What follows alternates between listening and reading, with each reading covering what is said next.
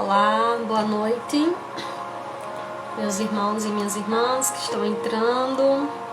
Sejam todos muito bem-vindos e bem-vindas à nossa palestra deste domingo. Hoje nós vamos tratar de uma temática bem interessante, que é um desafio chamado família. Adonil Lopes, boa noite, Joário, Sânzia, os queridos que estão entrando aí. Minha alma gêmea, Fátima, Larissa, boa noite, queridos. Para iniciar a nossa fala da noite, né, como toda atividade espírita, a gente sempre inicia com uma prece. Nós vamos começar então com uma prece que eu gosto muito. Na verdade é um poema, né? Mas é um poema prece, que é o poema da gratidão do Espírito Amélia Rodrigues, uma psicografia do Divaldo Franco. E aí evocando aí, né, esses pensamentos tão singelos da querida Amélia Rodrigues para conduzir as nossas reflexões dessa noite. Eu só queria, antes de fazer a leitura, que vocês me confirmassem se o som tá bom. Eu coloquei um sonzinho de fundo aqui, não sei se fica atrapalhando. Então, coloca aí nas mensagens aí se tá tudo ok, se tá dando para ouvir bem e se esse sonzinho de fundo não tá atrapalhando. Maria Genicle, obrigada, querida. Então, tá dando para ouvir bem, né? Obrigada, Lúcia. Então vamos lá. Vamos então fazer aqui a nossa prece, tá bem? Lida, né? Recitada. Amélia Rodrigues disse assim e Divaldo escreveu: muito obrigada, Senhor. Muito obrigada pelo que me destes. Muito obrigada pelo que me dás. Obrigada pelo pão, pela vida, pelo ar, pela paz. Muito obrigada pela beleza que os meus olhos veem no altar da natureza, olhos que fitam o céu, a terra e o mar, que acompanham a ave ligeira que corre fagueira pelo céu de anil e se detém na terra verde salpicada de flores em tonalidades mil. Muito obrigada, Senhor, porque eu posso ver, meu amor, mas diante da minha visão eu detecto cegos guiando na escuridão, que tropeçam na multidão, que choram na solidão. Por eles eu oro e a ti imploro comisseração, porque eu sei que depois desta lida, na outra vida, eles também enxergarão. Muito obrigada, Senhor, pelos ouvidos meus que me foram dados por Deus, ouvidos que ouvem o tamborilar da chuva no telheiro, a melodia do vento nos ramos do almeiro, as lágrimas que vertem os olhos do mundo inteiro. Ouvidos que ouvem a música do povo, que desce do morro na praça a cantar, a melodia dos imortais que se ouve uma vez e ninguém a esquece jamais. A voz melodiosa, canora melancólica do boiadeiro e a dor que geme e que chora no coração do mundo inteiro. Pela minha alegria de ouvir, pelos surdos, Senhor, eu quero te pedir, porque eu sei que depois desta dor, no teu reino de amor, voltarão a sorrir. Obrigada pela minha voz, mas também pela sua voz, pela voz que canta, que ama, que ensina, que alfabetiza, que trauteia uma canção e que o teu nome profere com sentida emoção. Diante da minha melodia, eu quero rogar pelos que sofrem de afasia. Eles não cantam de noite, eles não falam de dia. Oro por eles, porque eu sei que depois desta prova, na vida nova, eles cantarão. Obrigada, Senhor, pelas minhas mãos, mas também pelas mãos que aram, que semeiam, que agasalham, mãos de ternura que libertam da amargura, mãos que apertam mãos, da caridade e de solidariedade, mãos dos adeuses, mãos que ficam feridas, que enxugam lágrimas e dores sofridas, pelas mãos de sinfonias, de poesias, de cirurgias, de psicografias, pelas mãos que atendem a velhice, a dor, o desamor, pelas mãos que no seio embalam o corpo de um filho alheio sem receio, e pelos pés que me levam a andar sem reclamar. Obrigada, Senhor, porque eu posso me movimentar diante do meu corpo perfeito. Eu te rogo, eu quero te rogar, porque eu vejo na terra, Senhor, aleijados, amputados, decepados, paralisados, que se não podem movimentar. Eu oro por eles, Senhor, porque eu sei que depois desta expiação, na outra reencarnação, eles também bailarão. Obrigada por fim pelo meu lar. É tão maravilhoso ter um lar. Não é importante se este lar é uma mansão, se é uma favela, uma tapera, um ninho, um grabato de dor ou um bangalô, uma casa do caminho, seja lá o que for, mas que dentro dele exista a figura do amor de mãe, ou de pai, de mulher, ou de marido, de filho, ou uma figura de irmão, a presença do amigo, a companhia de um cão, alguém que nos dê a mão. Mas se eu a ninguém tiver para me amar, nem um teto que me possa agasalhar, nem uma cama para me deitar, nem aí eu reclamarei. Pelo contrário, Senhor, eu te direi: obrigada, Senhor, porque eu nasci. Obrigada porque eu creio em ti. Pelo teu amor, Senhor, muito obrigada. E aí nós iniciamos então com essa prece de Amélia Rodrigues, esse poema maravilhoso de lindo, que nos convoca a entender a plenitude da gratidão. Quando somos gratos por aquilo que temos, né? Por aquilo que temporariamente, é bom que se diga, nós temos, essa gratidão ela faz um bem enorme a nós e àqueles com quem nós dividimos o caminho. E para falar de família, a perspectiva da gratidão é um belo convite, né? Então nós vamos aí dar início, de fato, à nossa temática, tá bem? Eu disse em alguns grupos que Chico Fernandes estaria conosco fazendo a participação musical. Eu tô tão acostumada a trabalhar com Chico que eu tô me sentindo um pouquinho sozinha, mesmo vocês estando aqui comigo, os espíritos conduzindo o nosso trabalho também. Mas é porque ele deixa tudo mais bonito, né, com a música. Só que hoje não foi possível, ele tá com crise, aniversário dela. Inclusive quero deixar um abraço para a companheira de Chico Fernandes, né, e desejar que seja aí um ciclo de boas realizações e que seja um ciclo feliz, tá bem? E aí nós vamos seguir nós, né, sozinhos aqui, eu com vocês aí e com o auxílio da espiritualidade. Para tratar da temática, né, família, um desafio chamado família, a primeira é importante que a gente deixe já claro, para quem está nos escutando agora e quem vai assistir essa palestra depois, que qual é o nosso entendimento sobre família, tá bem? Nós entendemos que a reunião de pessoas, né, o cuidado entre as pessoas são a base aí para esses agrupamentos familiares. Portanto, a nossa definição de família é o mais plural possível, certo? Tão plural quanto o amor é, né? Nós não estamos considerando família apenas os agrupamentos dito da família tradicional, não. Nós estamos considerando família aquelas constituídas por duas mães, por dois pais, família só com filhos e avós, né? Só um responsável, famílias que têm filhos, famílias que têm apenas pet, por exemplo. Então toda a diversidade de construção familiar nós estamos considerando como família, e é importante deixar isso já dito agora, porque tudo que nós nos referirmos à família, nós estamos considerando esses agrupamentos que é diverso, que é plural, como o amor é plural. E nessa perspectiva de definição do conceito familiar, tem uma definição, né? Até foi um anjo querido, um amigo meu compartilhou comigo esses dias, Marcial Carlos, talvez esteja por aqui, que é da OMS. E aí, essa definição me contempla bastante, né? Eu gostaria de fazer a leitura dessa definição para deixar mais claro possível o que é que a gente está chamando de família, tá bem?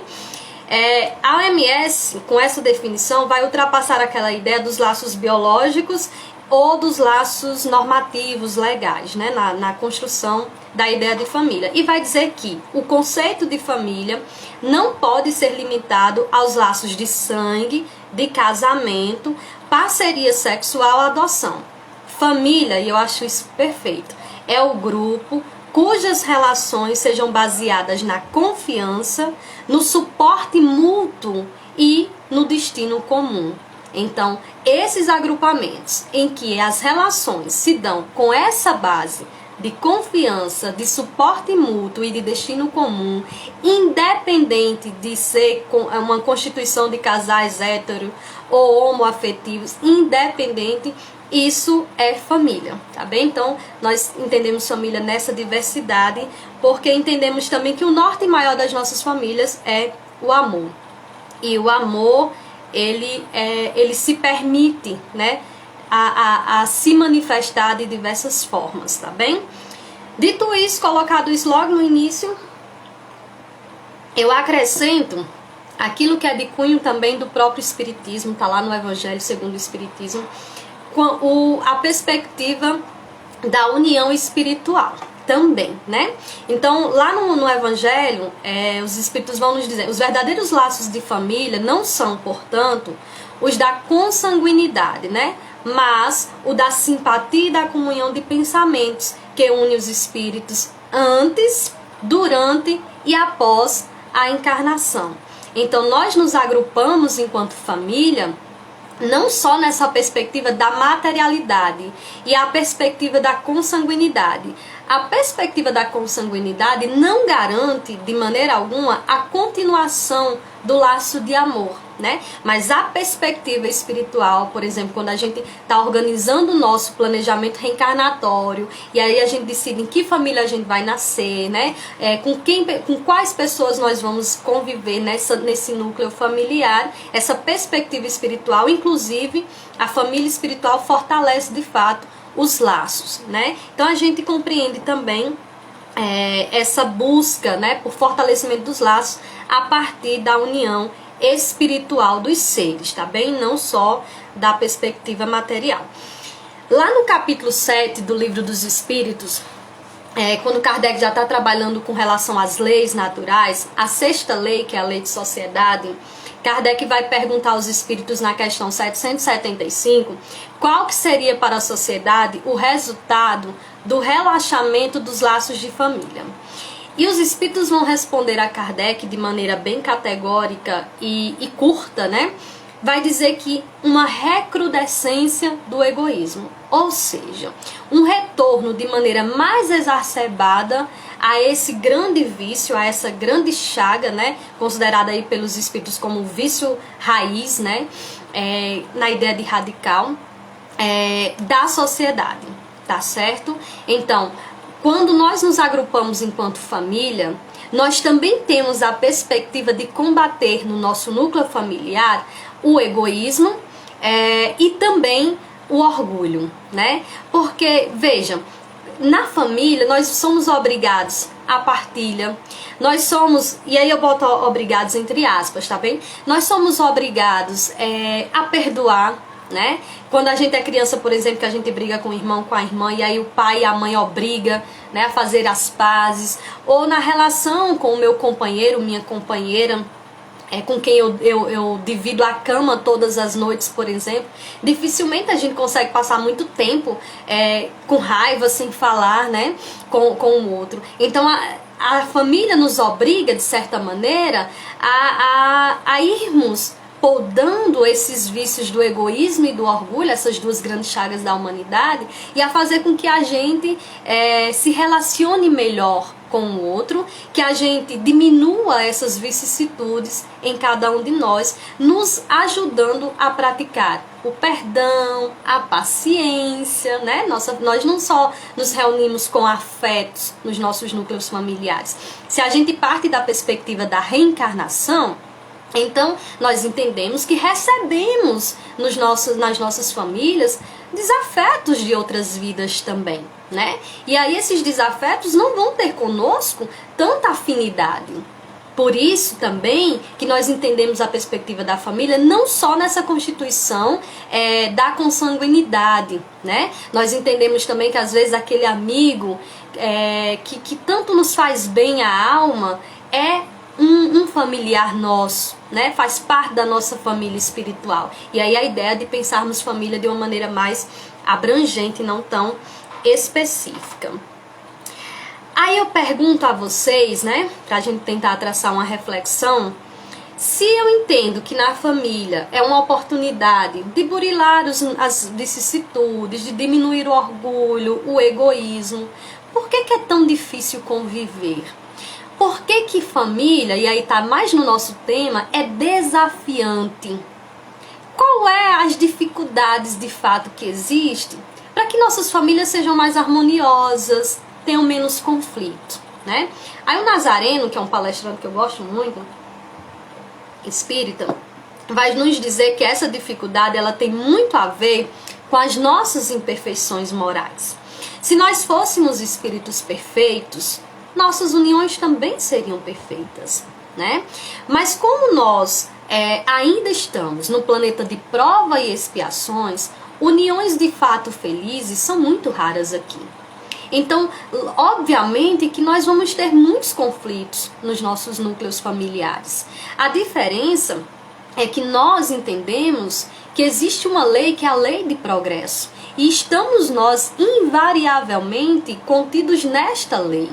Portanto, nós temos que progredir. E quando a gente entende a perspectiva da lei de progresso, a gente entende que precisa também evoluir dentro da nossa família. Portanto, aprimorar sentimentos, né? Aprender a amar um pouco mais, aprender a perspectiva da paciência, da escuta, do silenciar, né? Para não gerar tantos conflitos. Esses elementos tão importantes para a vida em sociedade, a gente vai aprimorando no núcleo familiar. Então é difícil conviver porque nós ainda somos imperfeitos. Se nós fôssemos perfeitos, a convivência era uma coisa simples, tranquila de acontecer, né? Sobretudo porque a gente quer moldar o outro, quer transformar o outro. E esquecemos que nós não temos a capacidade nenhuma de mudar a outra pessoa. O que nós precisamos fazer é nos transformar, né? Nos autoconhecer e, conhecendo as nossas imperfeições, trabalhar para diminuí-la. Mas aí a gente, às vezes, quando se casa com alguém, decide morar com alguém, partilhar a vida com alguém, muitas das vezes a gente toma essa decisão acreditando que vamos ser capazes de mudar o outro. Então, às vezes, o outro tem um defeito que me incomoda bastante e eu acho que eu vou poder mudar ele. Ledo engano, porque à medida que a gente vai convivendo, o defeito ele vai ficando cada vez mais aparente, ele vai ficando cada vez mais real, né? E aí começa as decepções, né? Eu começo a me decepcionar, os arrependimentos. Então, por quê? Porque eu quero encontrar no outro a perfeição que eu ainda não tenho. E aí eu preciso fazer esse trabalho que é consciencial, de me conhecer e de me entender enquanto sujeito que ainda também está no caminho evolutivo, que ainda está progredindo e que precisa muito do auxílio do outro para que isso possa se dar, tá certo? Então vale lembrar, queridos, como nós estávamos dizendo, que nós não nos ligamos, nós nos ligamos por uma lei de atração, mas os nossos relacionamentos nem sempre se dá pela afinidade, né? Nossas famílias, elas são formadas muito. A Analice está perguntando qual é o tema de hoje. É um desafio chamado família, Analice. Camila, boa noite, minha flor. Boa noite a quem foi entrando depois. Estamos tratando de família enquanto desafio, tá bom? Então vale lembrar que nós não nos ligamos apenas pela lei de afinidade, né? Nós estamos constituindo também no nosso núcleo familiar, né? Nos consorciando com outras pessoas, como eu disse anteriormente, que foram desafetos nossos. E também para reajustamento, né? Porque é muito fácil nos colocarmos como vítima. Às vezes aquele meu filho muito trabalhoso foi alguém que eu negligenciei numa encarnação passada. Boa noite, Kaline, minha flor. Então, quando eu faço essa reflexão, né, nessa perspectiva de que o outro que está comigo pode ter sido uma vítima minha, eu começo também a sair um pouco dessa minha condição de vítima, né, e entender um pouco dos conflitos que eu vivencio, tá bem? Aí eu já aproveito que a Kaline entrou, boa noitezinha, e as minhas amigas e amigos lá de Açu também, tá? Continuando, portanto, não existe acaso, né, na lei divina. A gente sabe disso. Nós temos uma programação reencarnatória, temos um livre-arbítrio, aí a gente modifica com esse livre-arbítrio a nossa programação. E aí vocês podem perguntar, mas será que a pessoa com quem eu me casar era para ser mesmo a pessoa? Será que nessa coisa do livre-arbítrio eu não posso de repente me distanciar daquela pessoa com quem eu deveria dividir a minha vida? Raramente isso acontece, tá? Não é que não possa ocorrer, pode ser que ocorram relacionamentos que não era para acontecer, mas tua teimosia, né, que era para ir pela esquerda, resolveu ir pela direita, fez com que você entrasse numa furada, por exemplo. Mas na maioria dos casos, quando a gente se consorcia com alguém, quando a gente resolve se relacionar com alguém, aquela pessoa que nos atrai, né, meio que como um magnetismo, na maioria dos casos é a pessoa com quem você de fato deveria dividir a sua vida, tá certo? A convivência, portanto, ela se torna mais difícil, né? Por essas questões que a gente colocou, a necessidade que a gente tem de querer mudar a outra pessoa, quando na verdade a gente precisa querer fazer o nosso autoaprimoramento. O Nazareno conta uma história que eu acho bem interessante dessa perspectiva, porque assim, às vezes eu tô num casamento bastante infeliz e eu responsabilizo o outro, né? Aí eu mudo de casamento, viu? Mudo, né? Resolvo terminar o casamento, depois nós vamos falar sobre isso, se o espiritismo concorda com o divórcio, eu já vou adiantar que sim, né? Porque nós somos progressistas, nossa lei é de progresso. Mas às vezes eu tô num casamento, né? E decido finalizar porque não tá dando certo. Vou para um outro relacionamento e dá errado do mesmo jeito, cheio de conflitos, e de repente eu não consigo me encontrar. E às vezes eu só responsabilizo o outro, quando na verdade a responsabilidade é minha. Então Nazareno conta uma história que tinha um sábio na Índia, que as pessoas sempre consultavam ele quando ia decidir, né, por tomar alguma decisão na vida, enfim, decisões importantes, sempre procurava ele para saber se estava fazendo a escolha certa. Aí conta que estava o sábio e o seu discípulo, né, o discípulo sentado, escutando as pessoas que chegavam para conversar com o sábio, e chega um jovem e pergunta para o sábio se ele estava querendo se mudar para a capital, para Nova Delhi, e se seria interessante ele ir. Aí o sábio diz para ele, como é sua vida? Aí ele diz, eu estou muito infeliz, né? Meu casamento cheio de conflito, no trabalho também eu estou tendo muitos conflitos, muitas dificuldades, não estou bem, eu tenho muitos amigos falsos, a vida muito difícil, olha, eu estou numa situação que não está fácil, cheio de conflitos. Aí o sábio olha para ele e diz, melhor então não ir para Nova Delhi. O jovem fica meio triste com aquela resposta, que ele estava esperando que o sábio dissesse, vá, porque quem sabe no outro lugar você fica melhor e tal, né? E sai.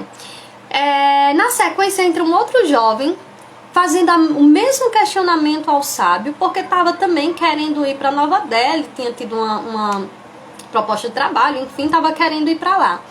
E aí o sábio faz a mesma pergunta para ele, como é que você está? Ele diz, olha, estou com algumas dificuldades financeiras, mas eu sou uma pessoa feliz, né? Eu tenho uma família, eu tenho um teto, eu tenho amigos leais, né? Bons, com quem eu divido a vida.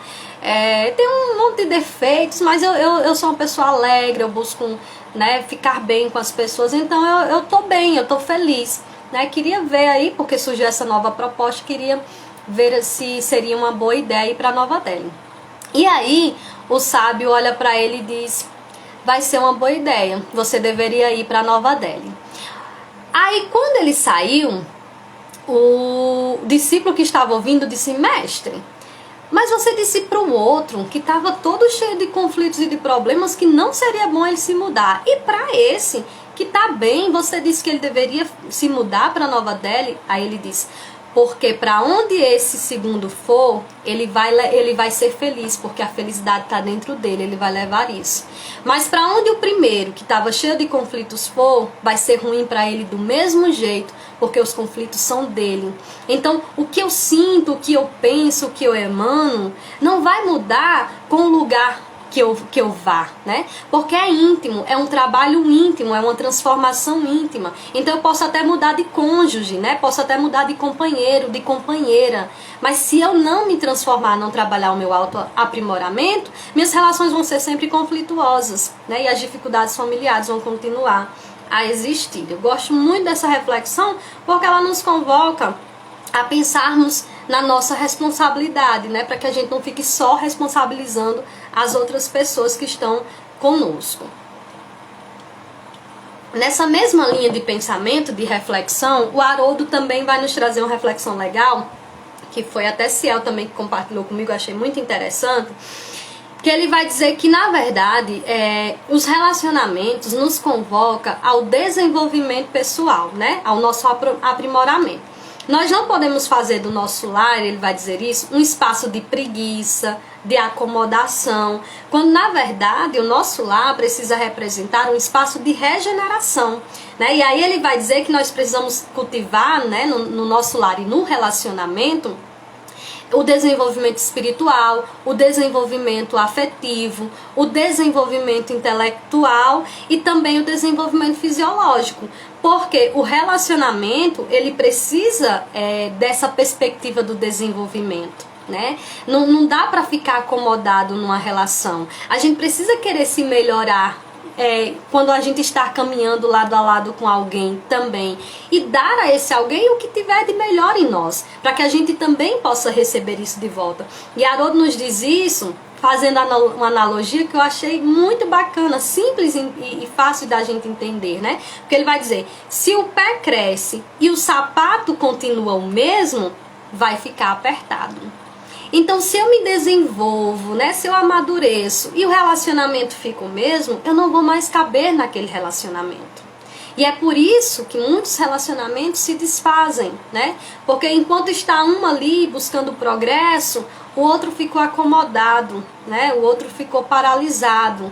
E aí é importante que eu busque o progresso, né? Esse desenvolvimento espiritual, afetivo, intelectual, fisiológico no meu relacionamento, mas que eu também provoque o outro a fazer isso, se eu quiser continuar andando, né, de mãos dadas na estrada evolutiva com alguém que eu escolhi, né? Gosto demais dessa reflexão do Haroldo. E aí, adentrando um pouco mais nessa perspectiva familiar, eu não sou mãe nessa encarnação, mas tenho certeza que fui em outras. Então, alguns sentimentos maternos estão em mim, porque eu com certeza aflorei em outras reencarnações. Mas é importante também o cuidado com os pequenos, né? Com aqueles filhos que Deus está nos confiando.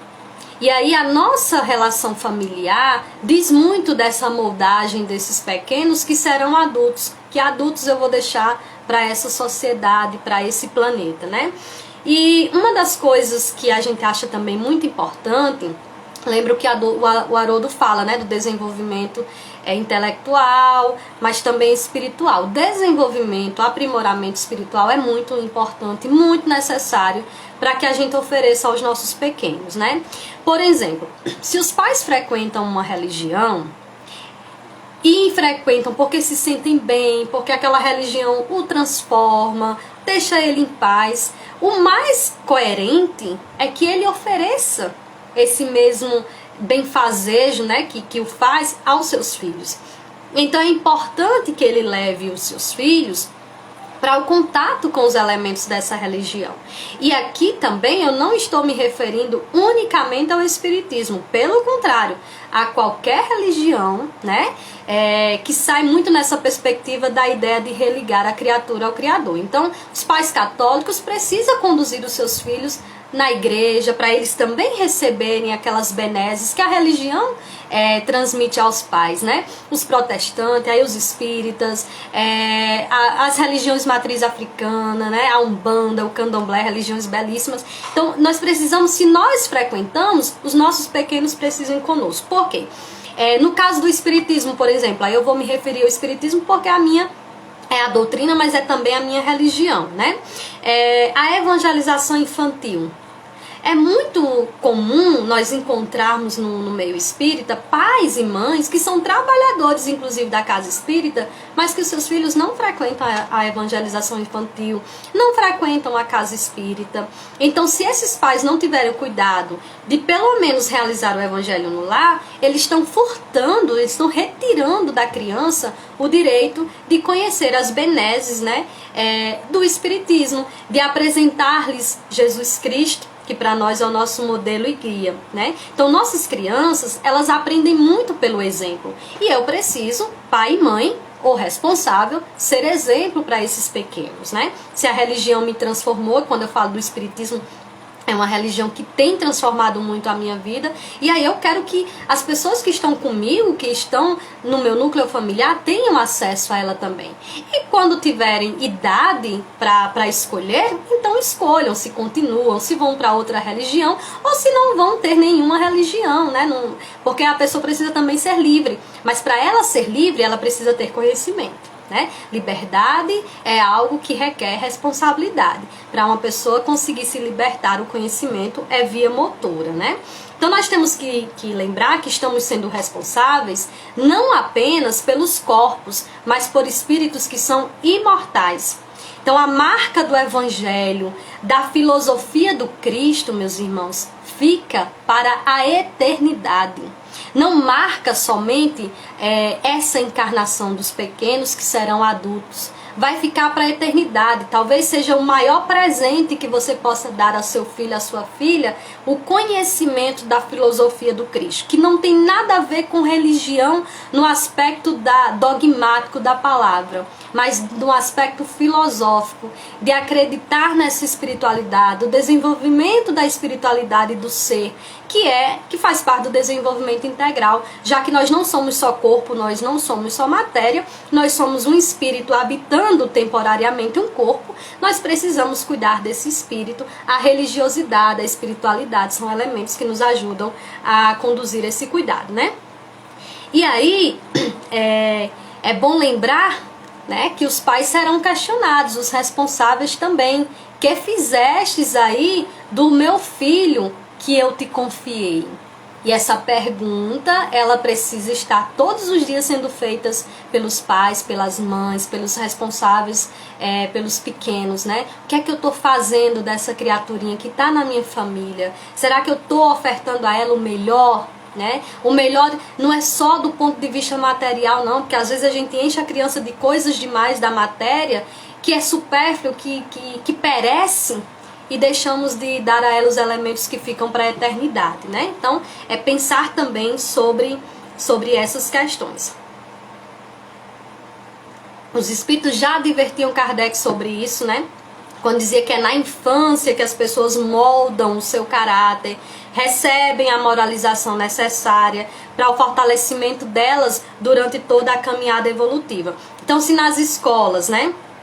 O Gilmar Nazaré vai dizer isso. Se nas escolas nós nos educamos, educamos o nosso intelecto, é na família, é no lar que nós educamos os nossos impulsos e os nossos sentimentos. Então esse lar, ele precisa ser harmonizado, porque também é bom que se diga que existem famílias que cerceiam, né, muito mais a liberdade e o bom desenvolvimento das crianças do que promove isso, né? Existem famílias com tantos conflitos em que as nossas crianças estão sendo abusadas em N possibilidades.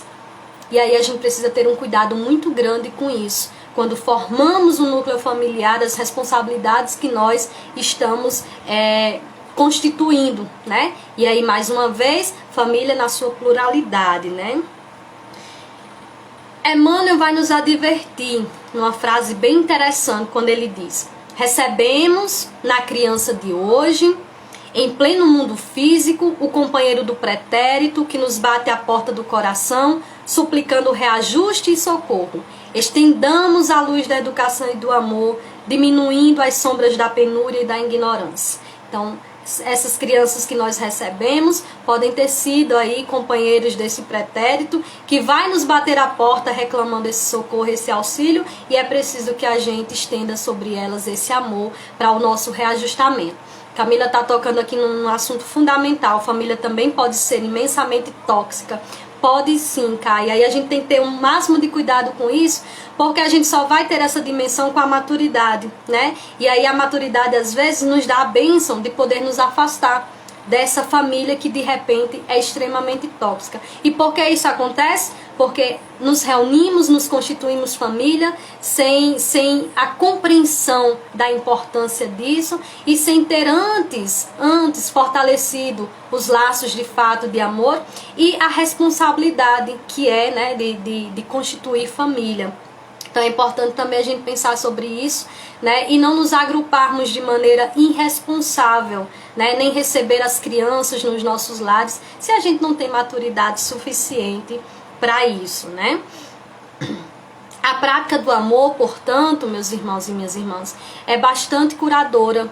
A gente vai deixando de gostar do outro porque nós também temos uma mania de alimentarmos muito mais dos defeitos, né, de enaltecer os defeitos do outro. Muitas das vezes o outro tem tantas qualidades, mas o cotidiano tão pesado e tão difícil faz com que a gente vá fechando os olhos para essas qualidades e enaltecendo apenas os defeitos e coisas às vezes pequenas. Eu não estou falando de coisas grandes não, né, de abusos, porque isso aí não são defeitos, isso aí é crime, né? Mas coisas pequenas mesmo, do cotidiano, pessoas um pouquinho mais ranzinhas, né?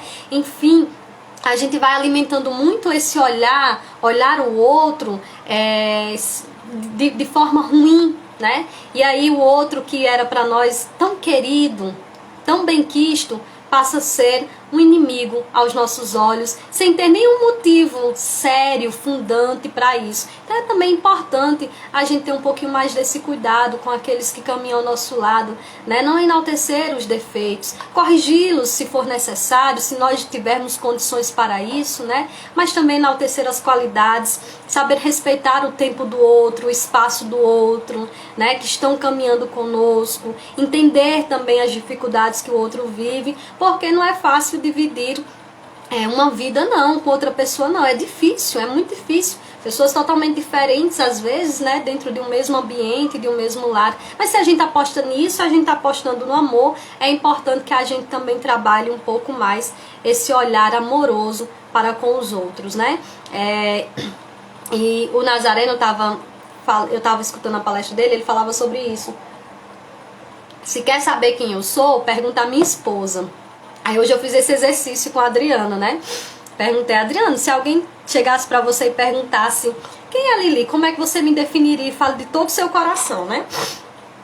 Eu vou dizer aqui o que ele disse, que foram coisas tão boas. Coisas tão boas, mas ele também ressaltou alguns dos meus defeitos, né? Porque aquele outro que caminha conosco, que está conosco, né? Tem até uma sabedoria mais antiga que diz...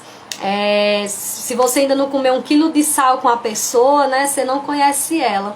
Então eu estou, por exemplo, há 16 anos com meu companheiro, né, nós já tivemos tantos conflitos, tantas dificuldades, mas hoje a gente conversando sobre a nossa relação, quanto a gente amadureceu juntos, mas ele é quem me conhece direitinho. Então, às vezes eu uso máscaras, né? Para estar nos ambientes sociais, em lugares que eu não estou muito bem, preciso colocar uma máscara para poder ficar ali aparentemente, né, amigável, porque nós precisamos também praticar a democracia, enfim. Mas em casa não, em casa eu tiro as máscaras totalmente. E como é bom você estar com alguém sem precisar fazer uso de máscara. E aquela pessoa resolve estar com você pelo que você é. Né? Sem ficar colocando em você aquelas esperanças, né? Colocando em cima de você responsabilidades no sentido da mudança, né? Então é tão gostoso você sentir isso, mas isso é uma relação que ela vai se fortalecendo com o tempo. É a maturidade que vai nos ajudando a também enxergar esse olhar, né? Cá colocou, as relações são tão vazias hoje em dia, é assustador. Admiro a transformação do amor de vocês e de Adriano. Cá, eu também sou muito feliz com isso, porque realmente há esse esvaziamento. Acho que as pessoas têm se perdido muito também, né? E eu acho que tem muito disso, sabe? De quanto que você está disposto também.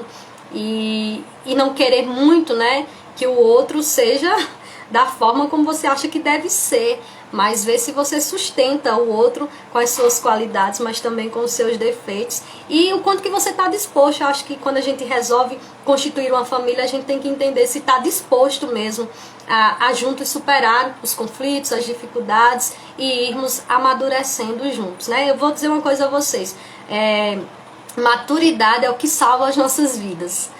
A cada ano que eu passo, eu sou mais grata ainda, e cada vez eu tenho mais certeza que não gostaria de voltar aos meus 20 anos, por exemplo. Não trocaria os meus 33 pelos 20, porque a gente aprende tanto, né? E coisinhas pequenas, fúteis, já não fazem mais sentido para nós, e isso é a bênção da maturidade. Os espíritos vão dizer a Kardec, na questão 695, que o casamento representa um progresso na marcha da humanidade. Então, essas uniões, elas favorecem o nosso progresso, nos ajuda a sermos, como nós dissemos anteriormente, mais pacientes, mais resilientes, menos orgulhosos, menos egoístas, né? Muitos casamentos, a gente vai... É um projeto de vida. Às vezes a gente se aproxima do outro, né? E juntos vamos traçando projetos de vida.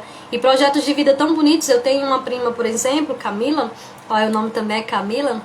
Ela é casada com o Léo, e é uma coisa tão bonita de se ver, né? O quanto que eles dois estão crescendo juntos, né?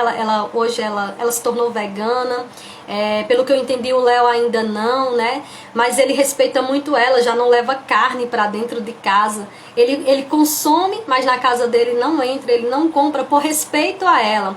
Os dois têm um cuidado extremo com animais, assim como eu e Adriano decidiram não ter filhos, né? Mas tem um cuidado muito grande com os animais, com os idosos. Então existem tantos projetos bonitos que a gente pode partilhar com o outro, depende muito de como a gente se coloca na vida, né? Nós já estamos pertinho, viu, de concluir as reflexões. Mais alguns apontamentos. Aí, aquela parte que a gente estava falando da separação, né? Será que nós somos obrigados a manter a relação com a outra pessoa, mesmo nos sentindo infelizes? Será que existe isso mesmo, né? Essa perspectiva de sermos obrigados a conviver com uma pessoa, mesmo estando infelizes? Antes de eu responder isso, eu vou ler o comentário do Pedro, senão sobe e eu perco. Acho que a fragilidade das relações é um problema que vem aumentando. As pessoas descartam com mais facilidade. É o mundo líquido aí de Bauman, né? Como se as pessoas fossem objetos para satisfazer as vontades. Verdade. Aquelas relações frívolas, né? Que estão muito mais no aspecto do desejo, né? Do possuir o outro, do que de fato de progredir com o outro, né? Então, voltando para a minha pergunta, para essa perspectiva, será que nós somos mesmo obrigados? Não podemos romper uma relação depois que a gente se casa, seja no civil, seja no religioso, ou seja só, né, sem nenhuma carta que nos diga que devemos nos encontrar? Kardec vai perguntar na questão 697, Kardec era danado até sobre isso, ele fala, né? Sobre a indissociabilidade do casamento, e os espíritos vão destacar que isso, essa perspectiva de não poder separar, é apenas da lei humana, e isso é muito contrário à lei de Deus, né? Porque a união entre seres tem que se dar pelo amor. Ou seja, meus queridos e minhas queridas, ninguém deve ser obrigado a continuar vivendo numa união infeliz. Ninguém, absolutamente ninguém. E sobretudo numa sociedade machista como a nossa, né? E patriarcal. Quem mais sofre com isso, com essa perspectiva da indissociabilidade dos laços matrimoniais, é a mulher, né? E as mulheres vivem subjugadas, muitas das vezes abusadas pelos próprios companheiros, né? No seu próprio lar, reprimidas. E para essas mulheres, nós, espíritas, sobretudo na perspectiva da lei do progresso, nós desejamos a liberdade. Então eu digo a vocês categoricamente, com base na questão 697, com que os espíritos disseram a Kardec, sim, se você está numa união infeliz, se você está sendo subjugada, se você está sendo reprimida no seu lar, você não tem a obrigatoriedade de manter essa relação, não. Isso não é pecado nenhum. Inclusive, nós não gostamos muito da palavra pecado, né? A gente entende muito a perspectiva da lei de ação e reação para também banir um pouco do nosso vocabulário essa palavra. Ninguém veio aqui à Terra para viver numa relação dessa infeliz, né? Sendo abusado, perdendo a sua dignidade enquanto pessoa humana. Pelo contrário, se a sua relação faz isso com você, ela não está lhe servindo, ela não está lhe fazendo bem, e eu desejo do fundo do meu coração que você se liberte disso, porque para mim o amor é o norte, né? Se o amor é aquilo que conduz as nossas vidas, uma relação nesse sentido, como a gente está destacando, não é uma relação saudável, não deveria, portanto, existir, né? E aí, meus queridos, pensando aquilo que eu disse a vocês, existe uma questão que é de crime, inclusive, abuso é crime, né? Existe uma questão que é de crime, mas quando a gente pensa nos conflitos pormenores, há uma necessidade de harmonizar um pouco mais os nossos lares, né? Importante harmonizar o nosso lar com as luzes do Evangelho do Cristo, para nós que somos cristãos, que somos espíritas. Mas aí você abrange isso também, né, para várias outras perspectivas. Santos pergunta, isso serve também entre pais e filhos? Serve. Porque romper com o pai e com a mãe que é abusador e abusadora, não quer dizer que você desrespeita a perspectiva de quem te gerou. Não é isso. Mas você se respeita acima de tudo, né? Então você precisa, às vezes a gente precisa romper com pais e mães que nos abusam. Eu não estou falando do abuso sexual, que é terrível, né? Eu tô falando dos vários tipos de abuso. Então existem mesmo essas relações tóxicas que para eu ser feliz, para eu me libertar, eu preciso, exatamente, Pedro, para todas as relações familiares, eu preciso me sair disso, né? Preciso me sair disso, até para poder me reajustar e ficar bem comigo mesmo, né?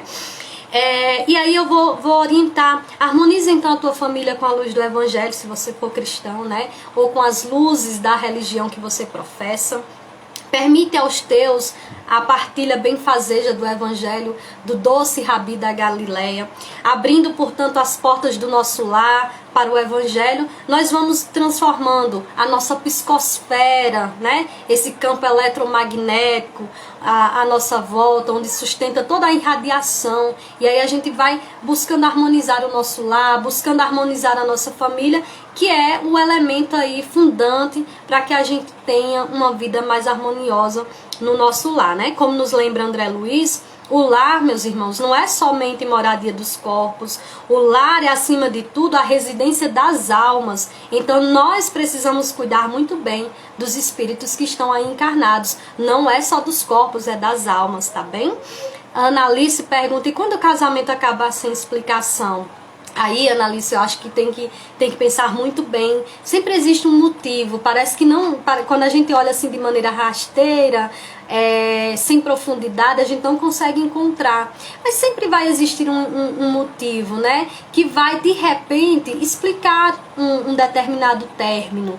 E às vezes esse término é só temporário, porque aquele motivo não foi suficiente para separar, né, ou para acabar com o laço de amor que existia entre essas duas pessoas que estavam juntas, né? Então também tem que ver isso, aí tem que ser uma análise mais profunda, né, mas sempre existe algum motivo. Às vezes a gente que pensa, ai meu Deus, mas não teve motivo nenhum, e teve alguma coisa mal resolvida. Talvez seja, às vezes, a necessidade de buscar resolver, enfim, de retomar, né? Tem casamentos que precisam de pausa. O meu, por exemplo, eu disse a vocês que eu estou com 16 anos e eu precisei vivenciar uma pausa na minha relação, e nem foi decisão minha, foi do meu companheiro. E no momento eu também disse a mesma coisa que você, sem motivo nenhum, eu não consegui entender, né? E depois eu entendi que foi a melhor coisa que aconteceu para nós. A gente voltou com mais vontade de continuarmos juntos, né? Mais harmonizados, entendendo o que de fato a gente queria para nossa vida. Então, às vezes as pausas são necessárias, né, nas nossas vidas. Bosco colocou, muitas vezes as pessoas não querem enxergar as razões que levam ao fim de um relacionamento ou de um casamento. E também tem muito das dores, né? Às vezes quando a gente tá num momento de dor, a gente não consegue enxergar, mas aí precisa respirar um pouquinho fundo. Terapia, meus queridos, terapia muito importante, viu? É cuidar do corpo, do espírito e da mente. Então façam terapia, quem puder, pelo amor de Deus, porque talvez na terapia você também consiga, né, entender esses motivos. E a prece, o evangelho no lar, a água fluidificada, né, esses elementos tão bons, essas terapias, né, que fazem parte da terapêutica espírita, nos fortalece, nos ajuda a pensar melhor, a entender melhor algumas questões. E aí, meus queridos, para finalizar essas reflexões da noite, né, eu gostaria de recitar um poema de Casimiro Cunha, né? Foi poeta ali do Rio de Janeiro, desencarnou cego, né? Foi perdendo a visão e depois que desencarnou trouxe muita coisa bonita através da psicografia de Chico. E tem um texto, um livro dele, né? Cartas do Evangelho. E nesse livro só de poesia tem uma intitulada Cartas às Famílias. Gostaria de ler para nossas considerações finais. E ele diz o seguinte, olha que lindo, Casimiro diz para nós.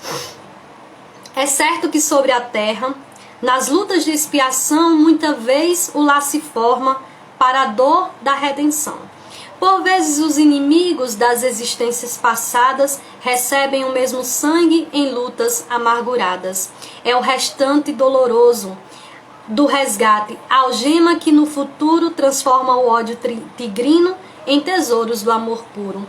Eis aí, porque não raro, nessa prova que redime, irmãos surgem contra irmãos, raiando até pelo crime. Mas a dor, a grande dor, que reforma toda a gente, recolhe-os no seu regaço, fraterniza-os novamente. Por essa razão, amigos, todo ensino em substância é que a paz do lar terrestre depende da tolerância. Falando em particular, peço-te, pois, meu irmão, que faças da tua casa o instituto da afeição. Não te esqueças que em família a mais santa autoridade é a que nasce da energia que não desdenha a bondade. A fim de seres ouvido, recorda que o verbo dar na caravana efetiva precede o verbo ensinar. Jamais te queixes dos teus, seja em qualquer confidência, muita vez nos desabafos há muitas maledicências, sem que repartas no mundo a fé e o amor com os teus, não pode dar no caminho os sublimes dons de Deus. Há lutas em tua casa, atritos e desavenças, isso é a sombra em que se prova a claridade da crença. Na noite de cada dia, nas luzes das orações, envia a Deus os apelos de tuas inquietações. Quanto ao mais, teu sacrifício é a santa expressão de dor, purificando a família no plano eterno do amor.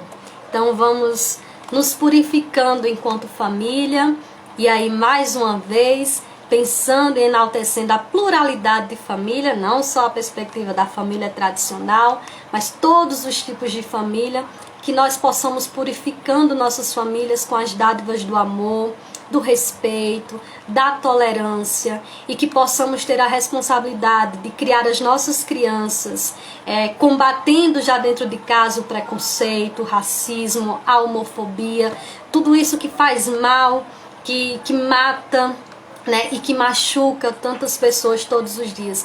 Tenhamos responsabilidade afetiva com os outros, é um tema muito importante também, porque se decidimos estar ao lado de alguém, que a gente possa fazer essa decisão sempre com muita responsabilidade, é o que o Espiritismo também convoca de cada um e de cada um de nós. E eu termino desejando a todas e a todos uma boa semana, que Jesus nos abençoe, que a gente pratique cada vez mais a tolerância, o respeito, que a gente aceite a diversidade como algo bonito, né, de ser exposto no nosso mundo, que Jesus tenha misericórdia de cada uma e de cada um de nós, que tenhamos aí as bênçãos da saúde e da paz, vacina para todos, que possamos acreditar na ciência. O Espiritismo tem a base científica, então não podemos negar jamais a ciência. Então que a vacina chegue para todos e todas, né? É o que a gente deseja e a gente acredita. E vamos juntos nos comprometer com a construção de um mundo melhor, tá bem? Que Jesus nos abençoe hoje e sempre. Fiquem com Deus. Muita paz, meus irmãos e minhas irmãs. Gratidão aí pela partilha, pelos comentários, pelos amigos que foram chegando. Eu só desejo que Jesus abençoe a cada um, que tenhamos aí uma semana de muito aprendizado, de trabalho e também de boas reflexões. Fiquem na paz do Senhor. Até a próxima oportunidade.